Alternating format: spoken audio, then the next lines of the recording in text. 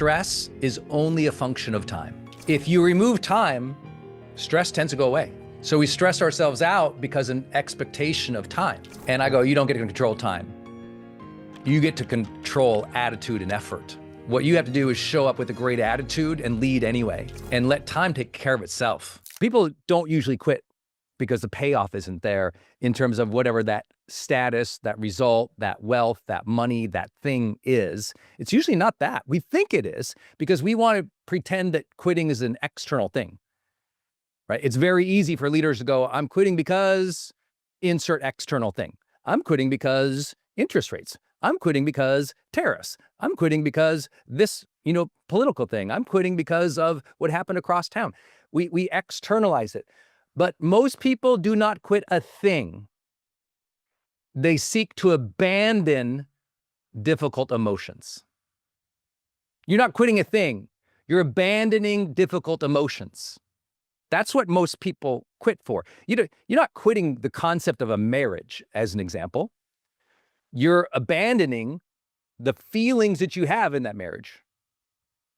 So it's not the ideal, it's not the concept, it's not the industry, it's not the philosophy, it's the sense of emotion and feeling. And when we get to the point of quitting, we became fatigued. It's just like we're really abandoning the mental or emotional exhaustion of a thing that we have been pushing against. We've been pushing against, we've been trying, we've been pushing that boulder for a while. We're not really quitting the boulder, we're quitting because of fatigue. When you're tired, you forget you're doing good. When you're tired, when you're frustrated, when you're in your feelings, you lose the sense of the ripple effect. Stress is only a function of time.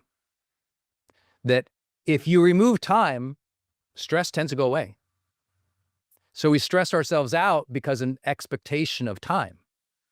Or in other words, you feel the pressure of time. If you all went to college or you were in high school and you had a paper that was due, and the paper was due, on Friday, and you were freaking out Thursday night about that paper being due on Friday, and you go to class and the teacher says, hey, you know what? I changed my mind, y'all, it's due on Monday. All of a sudden you have this huge relief. Now the thing itself is still due, right? Paper still must be manifested. But you just got 2 extra days, you feel relief. Why? Because stress is a function of time. Peace is often a function of time. Life is a function of time. And so if you feel like you're not going fast enough, that is causing a type of distress, isn't it? I want to go faster. I want more deals. I want to move faster. I should be building wealth faster. It has to happen now on this specific timeline that I'm dictating to the universe. I am telling God and universe it must happen on my timeline because, I'm very important on Instagram. And so we have a narcissistic tendency with time. And I go, you don't get to control time. You get to control attitude and effort. You get to control direction.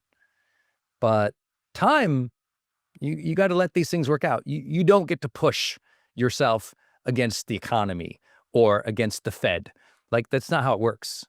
What you have to do is show up with a great attitude and lead anyway in that space and let time take care of itself. And again, I'm using I'm using tons of words here because I know it's different for everybody, but capture some of these. It's feelings, it's fatigue, it's frustration, maybe it's weariness. On a positive aspect, it's more about endurance. It's enduring things. Great leaders endure difficult times. You will not find a single great biography on the shelf that isn't that story of endurance. There is no great story, no heroic story, no builder story, no billionaire story without pretty impressive endurance. When everybody else was weary and bailed, they stayed in the battle. They stayed in motion. And they did that because they could see that more distant future. They stayed more, for the business people in the room, strategic minded. I work with a guy, he is a billionaire, and he's, the old school, we just call him industrialist, right? Because he owns things like trucking companies and port companies and warehouses, like a true old-fashioned, like industrialist kind of guy, right? Very, very humble, none of you would know his name kind of person, but, a big player in the world economy for sure.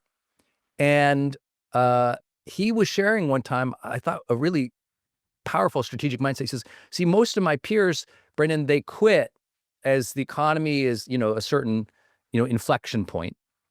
It's very easy to quit at those points. He says, but what kept me going was the strategic realization that, in fact, everything actually is getting easier. So when you realize there's always going to be downtrends, but the strategic aim is to work your way into the ease, then you go, oh, wow, I could be better equipped in the future. Let me not quit now when I could be better equipped soon. You got to remind yourself you're going to be better equipped. And in fact, often a downtrend equips you with an unfair advantage. And you have to convince yourself and your team that, hey, things are hard right now. That's an advantage. So leaders have all this optimism when things are growing. That optimism has to stay when they're going down. Leaders tend to go quiet because they're like, uh-oh, was I wrong? I told my team we were going to grow by 7%. Now we're struggling. Was I wrong? What I told my spouse? Was I wrong about the opportunity? Was I wrong? And now your personal identity is in, and you're like, maybe I was wrong, and you go quiet versus leading through hard times. Lead anyway. Lead as if, I tell all my sports coaches, I go, lead as if you're winning the game. Always lead as if you were lead as if you were in the ultimate power position. This doesn't fail to acknowledge the difficulties, because actually when you're in a power position, you can see competition for what it is. When you're in a power position, you can acknowledge truth. Ultimate power is literally capital T, truth. So when you're in a power position, you can acknowledge truth. You can go, hey, troops, this sucks. We're running out of food. The other guys, they're bigger. They've been fighting longer than we have. So you don't fail to acknowledge it. Remember to read your Churchill, Andrew Roberts, Walking with Destiny. If any of you are struggling in leadership, please read the book, Walking with Destiny, Churchill, Andrew Roberts, Pulitzer Prize winning, probably the greatest book ever written on a single solitary leader in terms of leadership principle, but also a true story. And so you realize if you read or pay attention to Churchill's speeches and actions, especially from 43 to 45, you're like, whoa, this guy was speaking in a power position, even though he's saying the other guys are probably going to kill us. I mean, it's pretty dire stuff. And so I like to read stuff like that during these times because it emboldens me and reminds me, no, lead from a power position. You can acknowledge the difficulties. That's truth. But when you hold the enthusiasms, when you hold the optimism, when you lead through it anyway, the people shall rise and you shall reap. If you do not quit, if you do not give up. Ask much of yourselves if you want greatness, if you want true wealth, if you want great leadership. Ask a lot. And great leaders ask a lot of people. They ask a lot of themselves. And let me come to a very simple reason that a lot of people quit. It's not just the difficulty, because you've already endured difficulty. It's not just the thing, because you've already seen the thing go up and down. So you already know the rhythms and ups and downs. You already know hard work. These are not new things in your life. What happened was either A, the progress is not happening at the speed you want, and or B, praise is absent. You want to see a leader of Baal? They're not getting praised. People don't quit because of failure. They quit because they didn't integrate the success. They didn't integrate and feel the wins. The wins, W-I-N-S, because they didn't integrate the win, they didn't develop the psychological strength and celebration and future focus that is needed in the fails and the downtrends. A lot of leaders quit out of frustration that no one is going, hey, man, I appreciate you working on the weekends. Because some of you go, why work so hard? No one sees it and no one appreciates it. But that's not a reason to quit a purpose. It's not a reason to quit the future. It's not a reason to quit something you built or you promised or you have obligation and duty to. Instead, it's a reason to ask for it more, to build that culture. And I think that's what's really important, is leading anyway means you also, when you don't feel the praise, you give the praise. You ask for the praise. Send me your ships. Send me your praise. You like tell people like, hey, this is really frustrating. I feel like I'm working really hard. And I know you must be working hard too, but it doesn't feel like we're celebrating it. And in down times and difficult times, we actually have to celebrate a little bit more. Most people celebrate when they're succeeding and go quiet when they're failing, when we actually need the opposite. We need more acknowledgement, celebration, encouragement, praise when we're down. That builds resolve and hope and puts people back into a strategic mind versus feelings. And I promise it will make a difference for you if you just revisit that in your own life. Am I being praised enough for what I really need? And no one here is a needy person, right? This is not a therapy session.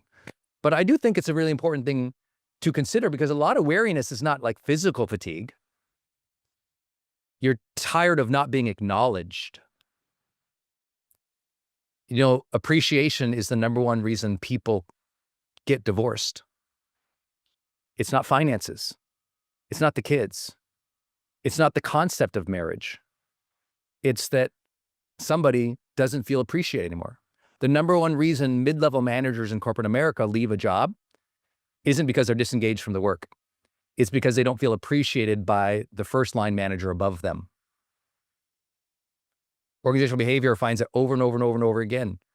The psychology of an organization is tied a lot to appreciation, and appreciation needs to go up in any down moment.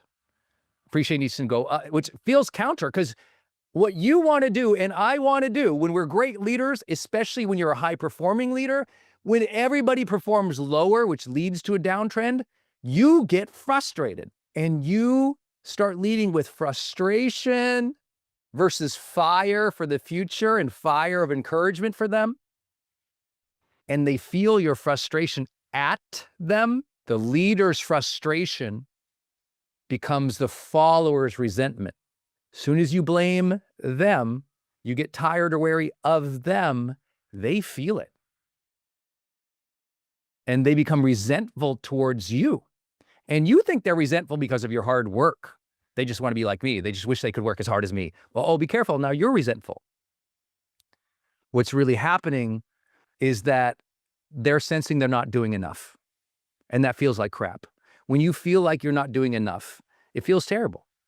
Now, it can be true. You can acknowledge performance, but anytime you have to acknowledge, a down performance, you also have to simultaneously lift up, bet on the future, put some optimism out there. That's what leaders do. They lead anyway. They lead despite difficulty.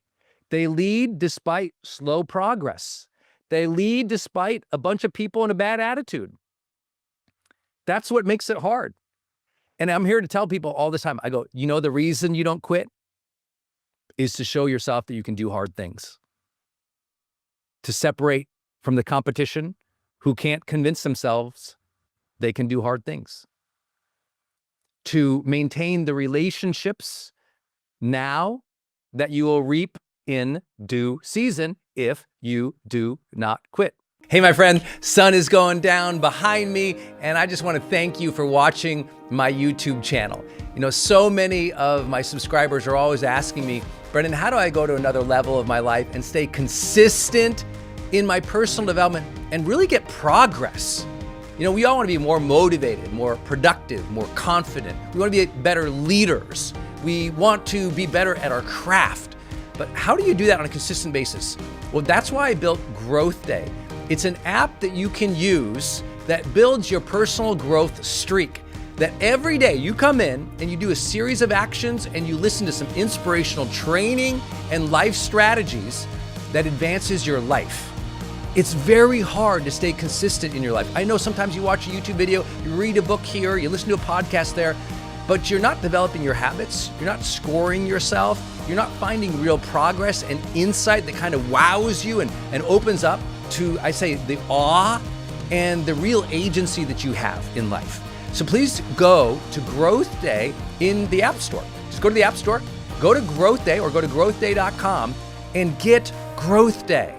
I promise you, with your 7-day free trial, you'll go through Growth Day, and in 7 days, you're gonna be like totally like feeling fired up, but also you'll find a new momentum. Because every day as you do your growth streak, you start to really discover what you're made of. And we access different parts of your brain. You're listening something inspirational, you're doing a checklist or doing a journal prompt that blows your mind, you're scoring your habits and reflecting on your day in ways you've never done before. We're basically taking all of personal development and putting it into a streak that you'll get like totally addicted to. You'll be addicted to that progress, that growth, that joy and energy that you deserve to feel every day. Go to growthday.com or go to the App Store and just download the Growth Day app. Start your 7-day free trial and let's level you up. Every day is a great day to grow, but you have to stay consistent to get real progress and to really change your life. Go to growthday.com or go to the App Store and get the Growth Day app right now.